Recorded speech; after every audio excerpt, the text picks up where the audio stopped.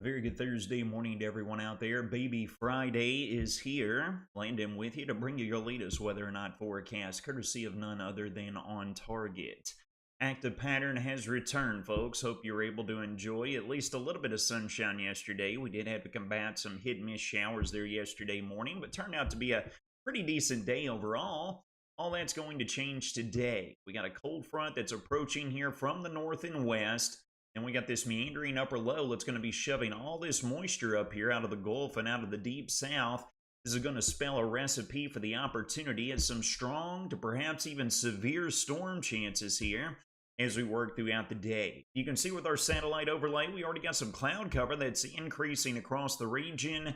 Some portions of the Wobbles community underneath that dreaded scattered mist, as we can see overlooking the D93 Skycam downtown Bowling Green.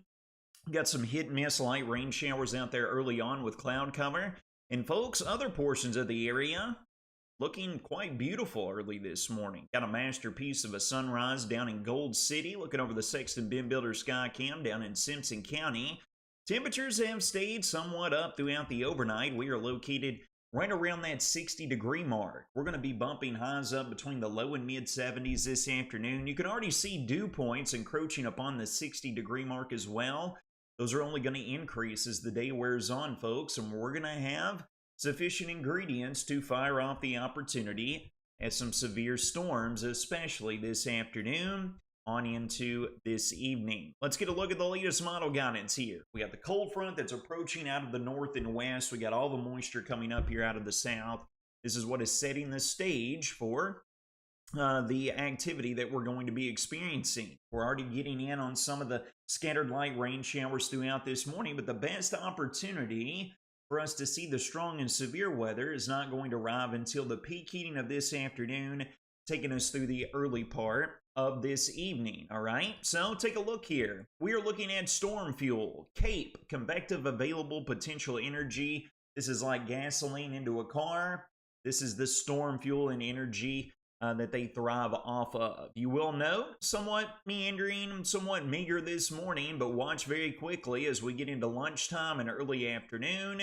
We have got these robust values coming in of the magnitude of 1,500, approaching 2,000 joules per kilogram. That is more than sufficient to support strong and severe storms. Combine that with the lift from the cold front arriving out of the north, along with the moisture with dew points surging up between the low and mid 60s. That is the recipe that we have for the strong and severe convection. Here we are looking at the latest simulated radar guidance this morning. It's going to be rather quiet. We're still dealing with the hit and miss showers out there. It's not going to be too much to worry about, but take a look as we work into the peak heating of this afternoon. This is whenever instability is going to become maximized across the region, and you see these robust cells, not a complete washout, but meandering and remaining scattered in nature, that crawl off eastward across the region. This will continue all the way through the early part of this evening, and then you'll see with the loss of daytime heating and a cold front trying to pass through here, the activity is going to come to an end, all right? So here in the short term, we're going to be watching right around early afternoon, 1 to 2 p.m., taking us through roughly 6, 7, maybe 8 p.m. this evening for the peak time frame for what we're going to be watching with severe weather. We'll get more into that here in just a moment, but I want to point out what's going to occur after the cold front passes. Front's going to work down to our south and east. You can blatantly see it located right here going down into the Tennessee Valley by sunrise on Friday. High pressure nosing in here to the north should provide a decrease in cloud cover. It should be nice for graduation ceremonies, not this afternoon and evening, but more so tomorrow morning on. Shouldn't be too much to worry about. We're going to have a nice weekend in store, at least to start the weekend, with loads of sunshine, temperatures around 70 degrees for our Saturday. It's going to be immaculate. But then, folks, we get into Sunday, and keep your eyes down to the south.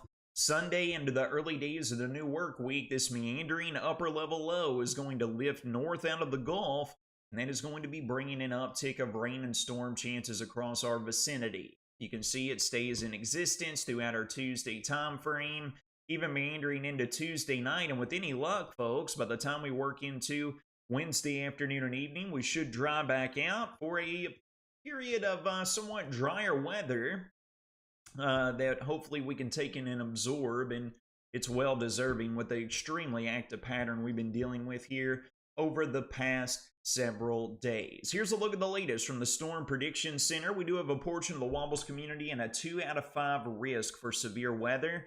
Rest of the area is in a 1 out of 5 risk. You can see right there, folks, from roughly 1 p.m. to 8 p.m. is our time frame that we're watching. Damaging wind gusts will be our primary concern, along with severe hail.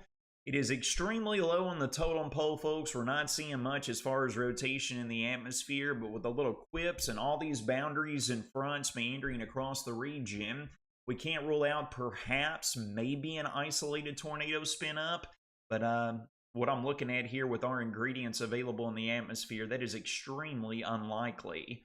So again, damaging winds, severe hail, a few instances of those occurring seem to be the most that we're going to be able to squeeze out of this. We can also see some localized flooding concerns with the slow nature of the movement of the storms and the amount of moisture that's going to be available and packed within the atmosphere.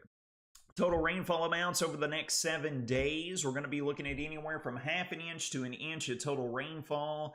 This is going to include this afternoon and evening for the bulk of it, but then Sunday afternoon on into Monday and Tuesday of next week, we get that upper low here out of the south. That could be adding a little bit more on top of that. Here's a full breakdown of your next 6-day weather forecast. We have got hit and miss rain showers this morning, strong severe storm chances becoming more likely this afternoon into early evening.